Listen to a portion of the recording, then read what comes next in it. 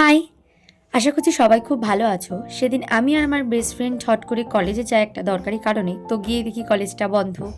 তো যাই হোক, তোমাদেরকে কলেজটা বন্ধ সেটাই দেখাচ্ছিলাম, ভিতরটা আর দেখাতে পারলাম না। নেক্সট টাইম কখনো দেখাবো। আর এখানে আমি আমার বান্ধবী কলেজ বন্ধ দেখে মনের আনন্দে হাঁটতে হাঁটতে যে কোথায় যাচ্ছিলাম জানি না। যাই হোক, দুই বান্ধবী একসাথে হলে গসিপ কত রকম গল্প তো হতেই পারে। আশা করছি তোমরা বুঝতেই পারছো, তোমরা কারা কারা এরকমভাবে গসিপ করো বা গল্প করো এত, সেটা আমাদেরকে কিন্তু অবশ্যই কমেন্টে জানাবে। তো তারপর আমাদের হঠাৎ করে মনে পড়ে আমরা তো ভর্তি হতে এসেছিলাম। হ্যাঁ, আমরা সেদিন চলে গিয়েছিলাম কলেজে ভর্তি হওয়ার জন্যই।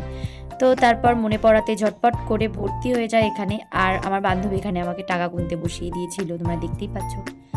তো যাই হোক, ভালোভাবে ভর্তি হয়ে যাওয়ার পর আমরা এখানে সেটাই তোমাদেরকে বলছিলাম। আর দেন আমরা আবারও কলেজের দিকে যাই, দেখি কলেজটা তখনও বন্ধ ছিল।